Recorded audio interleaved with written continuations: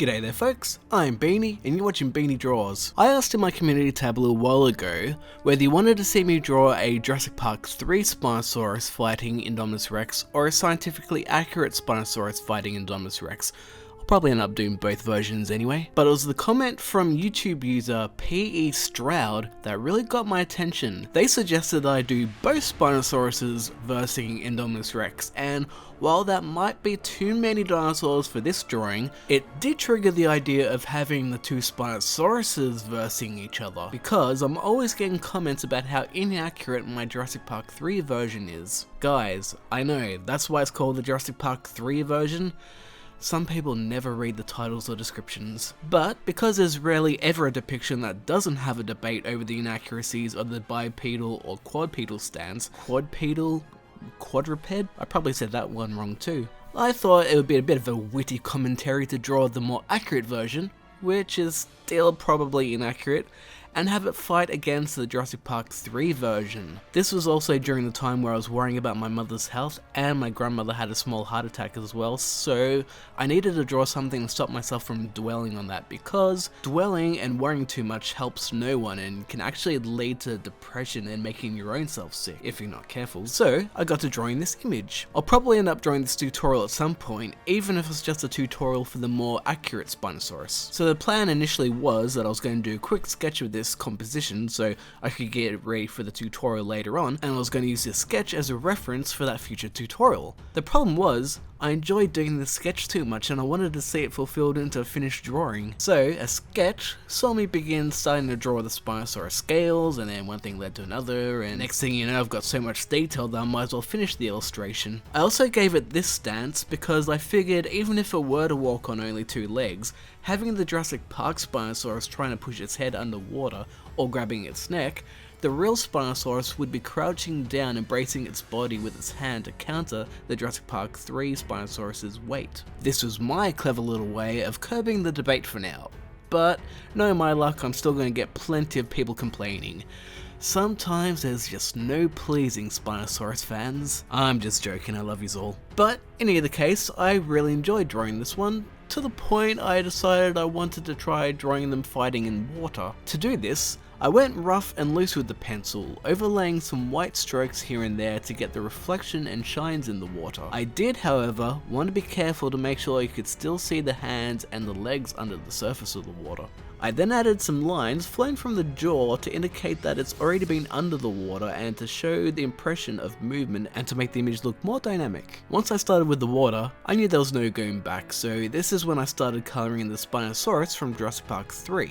I wanted to keep it loose with an impressionistic style because I didn't want to be sitting here for hours colouring it. Doing the sail and skin patterns were a little bit of a challenge because they're mottled with white areas. Mottled just basically means patchy dots and smears. So I went over these areas with the eraser tool, or went over it with a white pencil tool and erased into, or drew white over some of the areas to give it that mottled appearance. After that, it was time to start colouring in the more accurate Spinosaurus. I wasn't exactly sure how I was going to go about doing this because in the past I've complained about using bright, vivid colours for dinosaurs, but who knows, maybe I've warmed up to the idea now. Initially, I questioned how a dinosaur would be coloured blue or purple, but then I thought about fish colouring. Ocean fish have a variety of colouring, from shimmery to spotty, stripy, or just plain. And that's where I got the inspiration behind the colouring for this Spinosaurus. I decided to go with a combination of purples and aquas,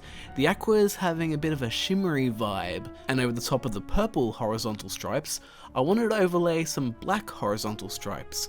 It kind of reminds me of some various fish that I've seen, and I thought it looked pretty cool for an aquatic dinosaur. And then after all that, I decided to go over it with a variety of loose, thin white lines in sort of a mesh-like fashion. This way, the scales end up looking more crocodilian, which is probably one of the reasons why Spinosaurus is more grown on me now. Crikey! And then, I continue to work on the background, playing around with transparencies and washes of colour so as to find a nice blend between visibility and murkiness in the water. Adding even more of those thin white lines around the legs and dripping down from the body so it looks like it's more water dripping down off it. And then, upon further deliberations, I realised I put a lot more detail in the accurate Spinosaurus scales and left the Jurassic Park 3 version a little bit plain. So I removed the color layer temporarily, and this allowed me to see what needed to be added into the Jurassic Park 3 Spinosaurus to balance it visually with the amount of detail in the more accurate Spinosaurus.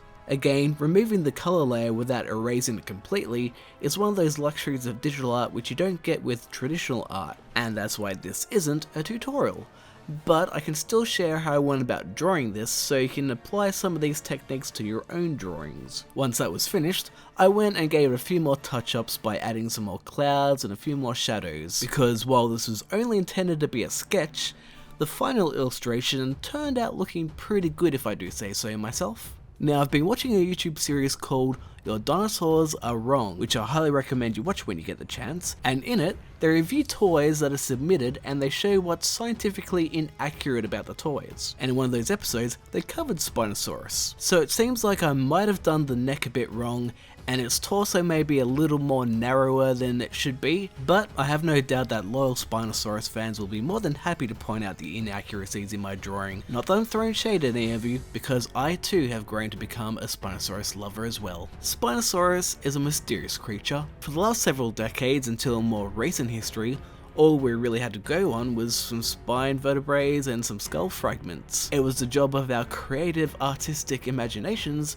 that were forced to put the rest of the image together, and that's why Spinosaurus from Jurassic Park 3 looks the way it does. It's only from more recent discoveries during this decade that archaeologists have discovered more fossils that add some extra light into how Spinosaurus actually looked. Even in the last 4 or so years, the position on whether it's actually quadruped, quadrupedal, bipedal, if I've even pronounced any of that correctly, has changed as theories have changed and more evidence has been found.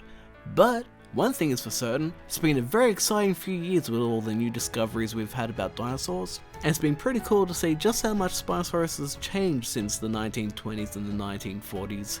So, if you like this video, be sure to give Spinosaurus' arch enemy T-Rex a like. See what I did there? And if you want to see more videos like this one, be sure to hit the subscribe button and the bell notification so you don't miss my future videos, and then check out my 2 other Spinosaurus videos that you can watch right now. It's worth checking out just for the comments alone. So, thank you so much for watching this video, and I'll catch you in those other videos. Cheerio for now.